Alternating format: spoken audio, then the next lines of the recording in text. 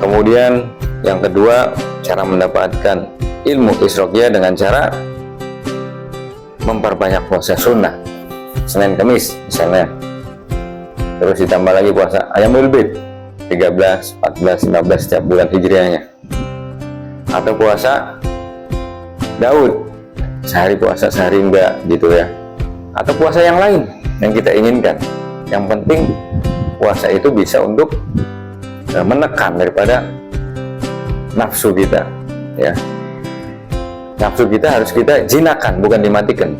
Dijinakan salah satu dengan berpuasa.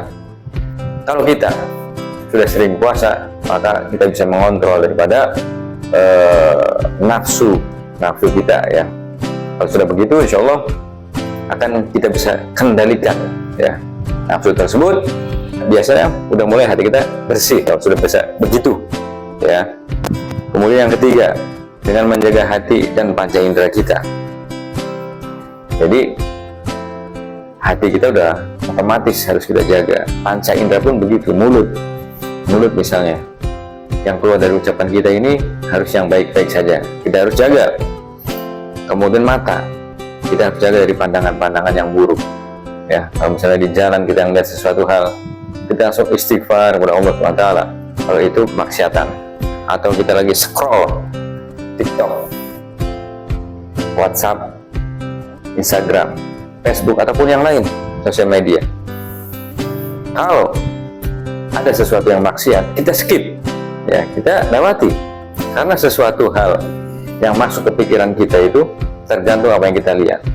Misalnya yang tadinya kita tidak lagi memikirkan makanan, tidak ada di dalam pikiran kita makanan tersebut, tapi karena kita lagi scroll terus melihat makanan yang mukbang misalnya yang lagi enak, maka kita kepingin ya makanan tersebut, jadi pengen gitu kan. Itu begitu.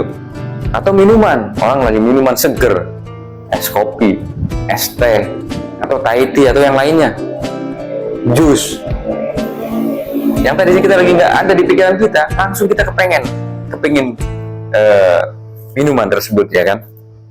Begitupun kalau kita scrollnya pas dapat ilmu agama, ceramah yang baik-baik saja, yang tadinya kita nggak ada pikiran untuk belajar atau taklim, maka ada ceramah tersebut kita dengarkan, maka kita dapat ilmu dari situ ya. Jadi begitu, apapun yang kita konsumsi di dalam pikiran dan hati kita tergantung pandangan kita. Jadi itu harus kita jaga ya, dari hal-hal yang maksiat ya, begitu. Kemudian yang keempat, untuk mendapatkan ilmu isroqiyah dengan cara selalu istiqomah membaca wirid. Apapun wiridnya, terserah kita. Misalnya kita bisa ratib atas tiap hari kita baca, atau ratib hadad tiap hari kita baca, atau wirid sakan, atau hizib nasor, atau kita baca Quran tiap hari jadikan wirid walaupun selembar, atau sholawat sekian ratus atau sekian ribu sehari kita jadikan wirid, atau zikir pada Allah Subhanahu wa Ta'ala sehari sekian kita jadikan wirid. Apapun yang membuat kita rutin setiap hari nggak pernah putus membaca amalan tersebut, kita jadikan wirid. Nah, itu harus kita jaga agar kita bisa mendapatkan ilmu isroqiyah. Maka dengan melaksanakan 4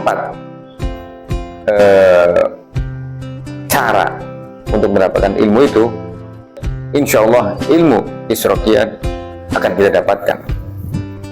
Setelah mendapatkan ilmu ini, maka hati kita akan disinari oleh cahayanya Allah Subhanahu wa Ta'ala.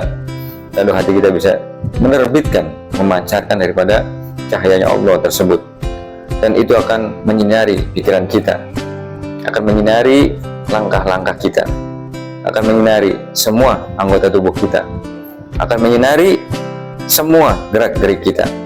Pokoknya semua yang kita lakukan itu akan selalu mendapatkan bimbingan langsung daripada Allah Subhanahu wa Ta'ala, sehingga apapun yang kita kerjakan tidak akan melenceng daripada yang Allah perintahkan. Jadi yang baik-baik saja yang kita lakukan, karena dibimbing langsung oleh Allah Subhanahu wa Ta'ala.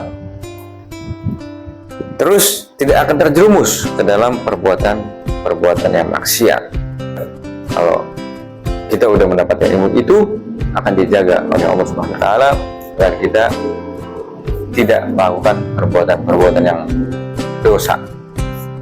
Mudah-mudahan kita semua dijadikan oleh Allah Subhanahu wa taala untuk bisa menjalankan dua fungsi hati tadi, ya, yaitu tempat pandangan Allah Subhanahu wa taala dan tempat terbitnya cahaya Allah Subhanahu wa taala, sehingga kita terselamatkan dan dipenuhi dengan keberkahan di dalam menjalani kehidupan ini.